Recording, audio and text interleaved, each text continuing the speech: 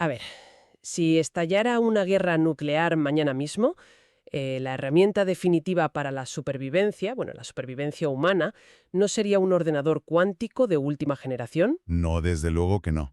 ni una inteligencia artificial revolucionaria, no. La clave para mantener el control del mundo sería, agárrate, un simple indicador analógico de los años 70. O sea, un reloj de agujas de toda la vida, básicamente. Exacto. Hoy nos adentramos en un análisis a fondo sobre lo que popularmente se conoce como los aviones del juicio final. Y es que es un ecosistema aéreo diseñado no para el confort diplomático, sino para garantizar la pura y dura supervivencia institucional en, bueno, el peor escenario imaginable. Sí, el peor de los peores. Para que quien nos escucha lo visualice, a ver, si el Air Force One es un hotel de lujo volador diseñado para el confort y las ceremonias, este avión es un búnker de hormigón armado con alas. Vale, vamos a desgranar esto, porque las especificaciones son asombrosas. Oficialmente, la Fuerza Aérea no los llama aviones del juicio final, ¿verdad? No, claro, desde luego que no. Ese es el término sensacionalista que capta la atención del público y por razones obvias, ¿eh? Oficialmente, en la doctrina de Estados Unidos, se denominan Centros Nacionales de Operaciones Aerotransportadas, o bueno, NAOC por sus siglas en inglés. NAOC. Ujú. Eso es.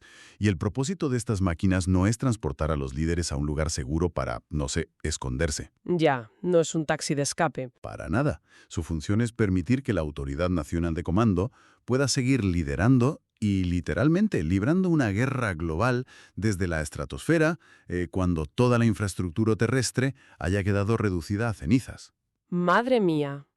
Lo cual nos lleva directamente a esa paradoja tecnológica que mencionaba yo al principio. Sí, Porque para que una sala de guerra voladora funcione cuando el planeta está bajo un ataque nuclear masivo, pues cualquiera esperaría ver la cabina más futurista del mundo, ¿no? claro, pantallas holográficas y todo eso. Exacto, pero resulta que las tripulaciones de estos aviones navegan y operan utilizando instrumentos de vuelo analógicos tradicionales. Diales físicos, indicadores mecánicos, Nada de pantallas táctiles. nada, cero. Nada de las modernas pantallas de cristal digital que vemos en cualquier avión comercial de hoy en día. Y eso tiene una explicación física fascinante. Porque, a ver, en nuestra vida cotidiana asumimos que lo digital siempre es superior. Lógico, sí. Pero en un escenario de guerra nuclear ocurre un fenómeno conocido como pulso electromagnético, o EMP. El famoso EMP de las películas. Ese mismo. Cuando un arma nuclear detona a gran altitud, los rayos gamma de la explosión golpean las moléculas de aire en la estratosfera. Y esto arranca electrones y crea un campo electromagnético masivo que viaja hacia la superficie a la velocidad de la luz. Ostras, pero espera, ¿no significa eso que al prescindir de ordenadores modernos están en una desventaja táctica enorme? Bueno, Quiero decir, en una guerra moderna, la velocidad de procesamiento de datos lo es todo, o al menos eso parece. sí, sí. Si confían en tecnología de los años 70, ¿cómo procesan la información de la batalla lo suficientemente rápido? Es como si yo me guardara una máquina de escribir antigua por si hay un virus informático global. Parece un intercambio con un coste altísimo. A ver, es un coste altísimo, tienes toda la razón en cuestionarlo. La capacidad de procesamiento a bordo de un avión analógico es, bueno, incomparablemente menor a la de un centro de mando en tierra de última generación. Claro. Lo fascinante de esto es que aquí entra en juego el concepto de resiliencia sobre eficiencia. Ese pulso electromagnético del que hablábamos tiene la capacidad de sobrecargar y literalmente derretir los microchips y circuitos modernos en cuestión de milisegundos. O sea, te fríe el ordenador en abrir y cerrar de ojos. Exactamente. Un ordenador súper rápido quemado procesa exactamente 0 datos. Ya, un microchip frito no sirve para nada, claro. Y además de la amenaza nuclear, está la amenaza cibernética, que hoy en día es brutal. Una pantalla digital conectada a un sistema en red es susceptible de ser hackeada o inutilizada por actores estatales. Es verdad, un ciberataque masivo. Eso es. Sin embargo, un altímetro que funciona por presión de aire física o un horizonte artificial basado en un giroscopio mecánico impulsado por vacío, Esos no se pueden hackear. exacto, son físicamente inmunes a un EMP. Y no hay hacker en el mundo que pueda meterse en un sistema de vacío. Al usar instrumentos de la vieja escuela, aseguran que el avión seguirá volando a oscuras, sin depender de satélites GPS ni, bueno, de servidores externos. Es una maravilla de aislamiento funcional, la verdad. Pero claro, sobrevivir al destello inicial y a la onda expansiva es solo el paso uno. Sí, eso es solo el principio. Porque la supervivencia pasiva no gana conflictos. Y aquí es imperativo entender cómo logran operar, porque la misión de este avión es contraatacar. Así es. Y la gran pregunta es, a ver, ¿cómo un presidente, aislado en una cabina analógica a miles de metros de altura, logra lanzar un misil desde un submarino sumergido a miles de kilómetros de distancia? Pues mira, para entender ese mecanismo tenemos que mirar cómo está estructurada toda la flota. Porque no estamos hablando de un solo avión que hace todo el trabajo. Ah, no es solo uno. ¿Qué va? El ecosistema se divide principalmente en dos plataformas con misiones muy distintas. Primero está el Boeing E-4B Nightwatch, El Nightwatch, vale. sí, que está modificado a partir de un 747-200B. Este es el centro de mando pesado, digamos. Está diseñado para transportar al presidente, al secretario de Defensa y a docenas de analistas militares y estrategas. O sea, una sala de guerra con alas en toda regla. Exacto. Vale, el E4E es el que toma las decisiones. Pero repasando las fuentes de nuestro análisis, vi que luego está el otro modelo, el Boeing S-6 Mercury. El Mercury, operado por la Marina, sí. Eso, basado en la estructura del viejo Boeing 707, ¿verdad? Desde 1989, sí. Y su misión principal se denomina TACAMO, Take Charge and Move Out, que es como toma el mando y muévete. Eso es. Analizando esta estructura táctica, a mí me surge una analogía biológica. A ver qué te parece. A ver, dispara. Si todo el arsenal nuclear fuera un cuerpo humano, el E-4B Nightwatch es claramente el cerebro. Ahí viajan los líderes, ahí se evalúa la información y, bueno, se toma la decisión de atacar. Correcto. Esa es la cabeza pensante. Pero el E-6 Mercury sería el sistema nervioso central. No decide nada por sí mismo, pero es el conducto indispensable que transmite el impulso eléctrico desde el cerebro hacia los músculos, que en este caso son los submarinos balísticos ocultos bajo el océano y los misiles en los silos. Pues mira, esa analogía del cerebro y el sistema nervioso describe perfectamente la doctrina. El presidente en el E-4B puede gritar la orden de lanzamiento todo lo que quiera, pero si la médula espinal está cortada, el cuerpo no se mueve. Lógico. El E-6 Mercury es esa médula espinal.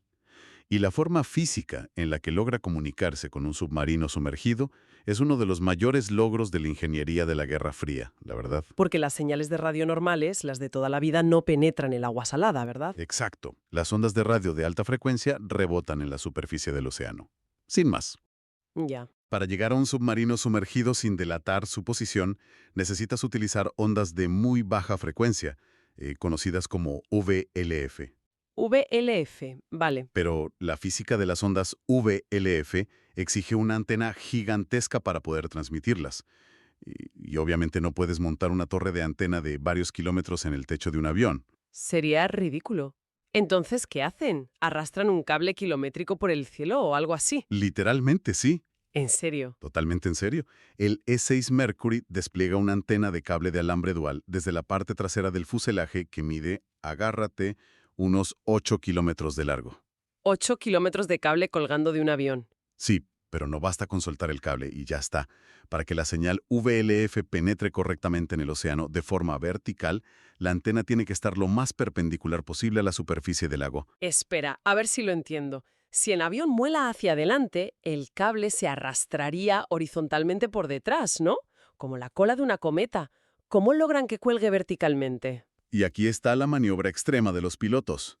El avión entra en un patrón de vuelo circular continuo, muy cerrado, inclinando las alas de forma súper pronunciada. Madre mía. Al volar en círculos constantes a baja velocidad, la gravedad y la resistencia del aire hacen que esos 8 kilómetros de cable caigan y queden colgando casi en vertical debajo de la aeronave, girando en un pequeño radio. ¡Qué barbaridad!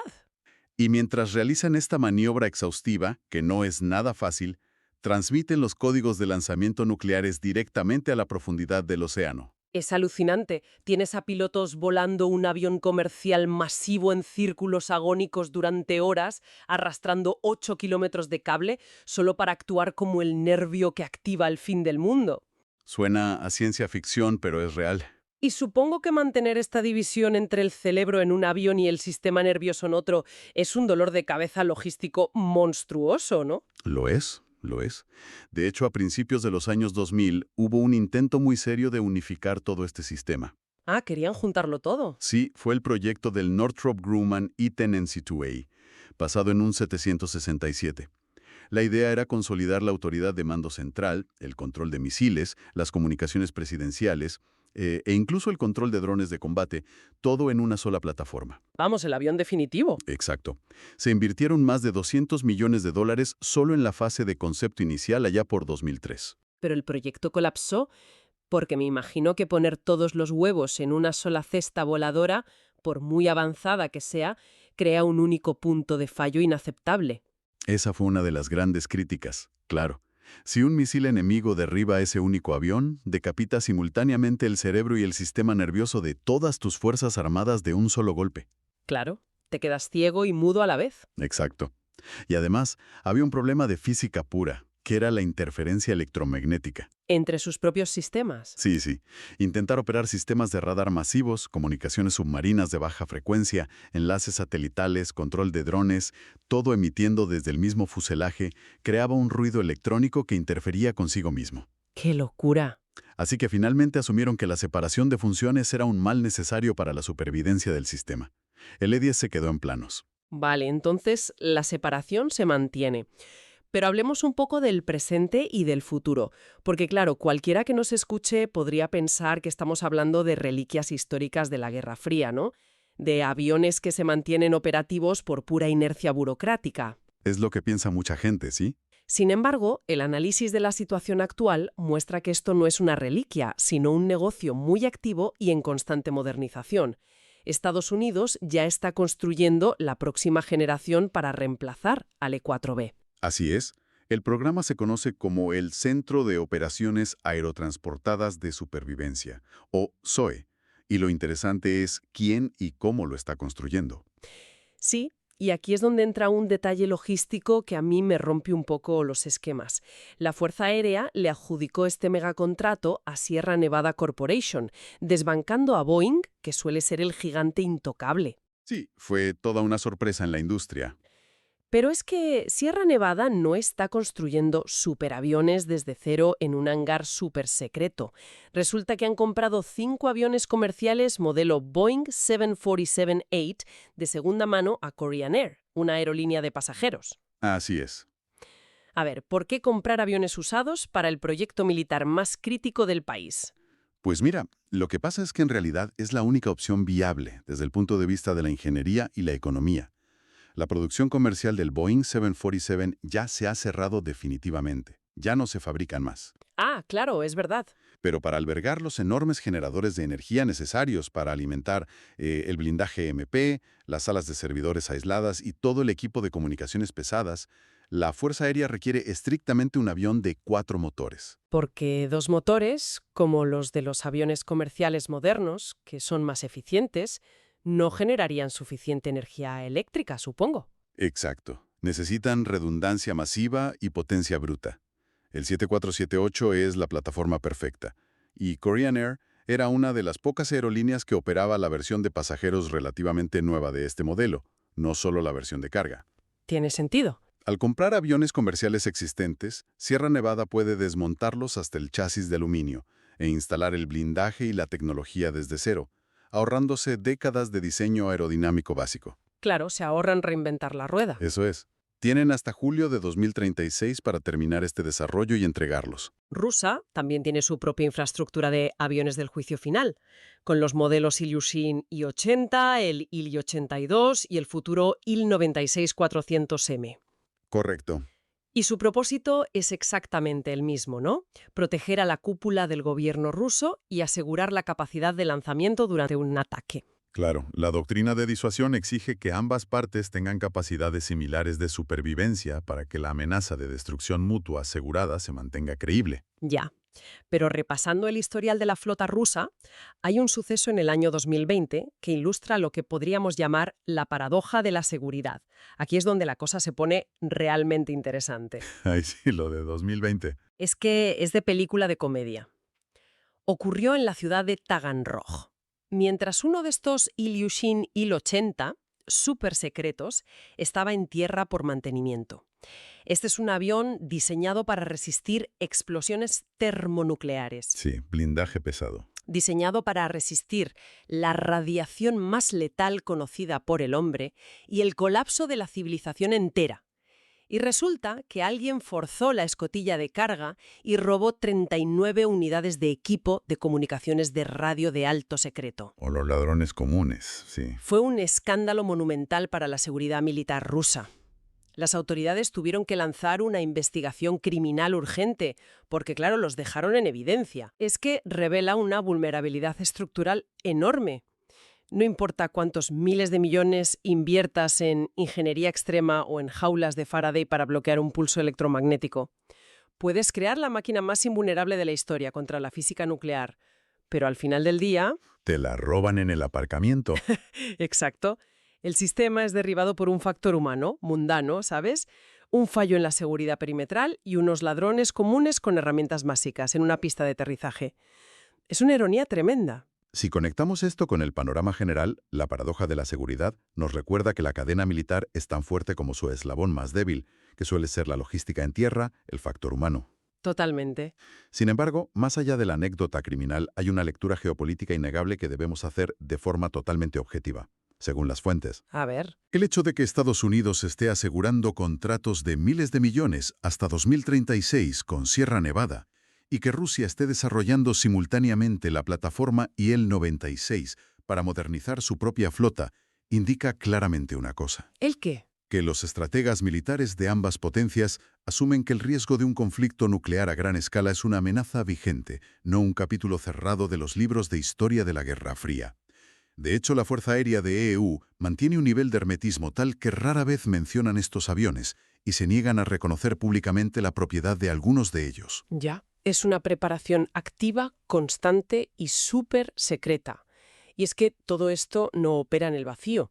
Estos aviones son solo la punta del iceberg de arquitecturas gigantescas de las que apenas se habla en el día a día. Así es. La verdad, ponen los pelos de punta. Por ejemplo, en Estados Unidos existe el Sistema de Control y Mando Post-Ataque, el PAX, y por parte de Rusia está el famoso Sistema Perimetr, conocido en Occidente como la mano muerta. La mano muerta. Ese es el ejemplo definitivo de llevar la disuasión a su extremo lógico y, francamente, aterrador. Tengo entendido que ese sistema ni siquiera necesita un líder vivo para lanzar un ataque. O sea, ¿cómo funciona exactamente un sistema así sin que nadie apriete un botón? Funciona precisamente eliminando la necesidad del factor humano directo en el último momento. Durante la Guerra Fría, la Unión Soviética temía que un ataque sorpresa estadounidense pudiera destruir a toda su cúpula de liderazgo antes de que tuvieran tiempo de dar la orden de represalia. Claro, un ataque relámpago. Así que diseñaron el sistema Perimetr. Es una red automatizada de sensores distribuidos por todo el territorio que miden la actividad sísmica, los niveles de radiación y los destellos de luz intensos que son característicos de una detonación nuclear. Es decir, sensores que confirman físicamente que el país está siendo destruido en ese preciso instante. Exacto. Si estos sensores detectan un ataque nuclear masivo a nivel nacional y al mismo tiempo se pierde toda la comunicación por radio con los altos mandos militares en Moscú, el sistema asume que el liderazgo ha sido aniquilado. Que ya no queda nadie al mando. Eso es. En ese escenario, Perimetr puede activar de forma autónoma el lanzamiento de un cohete de mando. Este cohete no lleva una cabeza nuclear, sino un transmisor de radio de altísima potencia. Vale. Lanzamiento a todos los hilos de misiles intercontinentales restantes, provocando un contraataque total sin que intervenga un solo ser humano. Madre mía, la máquina vengándose por sí sola. Entonces, ¿qué significa todo esto? Porque toda esta infraestructura tecnológica, desde aviones que arrastran 8 kilómetros de cable haciendo giros imposibles, hasta redes de sensores sísmicos que pueden decidir el fin de la humanidad por su cuenta. Es mucho que asimilar. Demasiado. Todo esto forma un entramado invisible de disuasión. La paz o la normalidad cotidiana en la que desarrollamos nuestras vidas está fundamentada en la sombra, en esta preparación gubernamental para el peor escenario concebible. Sí, la disuasión llevada al límite. Es sobrecogedor darse cuenta de que estas maravillas de la ingeniería y la paranoia vuelan sobre nuestras cabezas sin que nos demos cuenta, preparadas constantemente para un día que absolutamente nadie quiere que llegue. Y esto plantea una pregunta importante, ¿sabes? Es un dilema ético y filosófico que surge directamente al entender cómo funcionan estos sistemas extremos de los que hemos hablado hoy. A ver, cuéntame. Vemos que se han invertido y se invierten, hasta el año 2036 y más allá, recursos incalculables para asegurar que una sala de mando logre volar en un espacio aéreo saturado de radiación, con instrumentos analógicos funcionando perfectamente mientras las redes globales se desmoronan. Sí, todo a prueba de fallos. Todo está diseñado para asegurar que si llega el apocalipsis, la capacidad de emitir órdenes sobreviva, que los líderes sobrevivan para poder dar las órdenes finales. Garantizar que la orden se transmita cueste lo que cueste. Sí. Exactamente. Pero si el día del juicio realmente ocurre, si esa devastación se materializa y las ciudades de ambos bandos son borradas del mapa, las redes de suministro desaparecen y la infraestructura y la sociedad colapsan, nos enfrentamos a una paradoja filosófica enorme. ¿Cuál? ¿Qué sentido tiene mantener un sofisticado centro de mando aéreo funcionando a la perfección en la estratosfera, cuando debajo ya no queda nadie vivo a quien comandar, ninguna nación a la que gobernar y absolutamente nada que proteger? ¡Ostras! Todo ese esfuerzo monumental de ingeniería se reduciría, en el fondo, a gobernar sobre un cementerio planetario. Qué imagen tan desoladora, de verdad. Pero merece la pena detenerse a pensar en ello.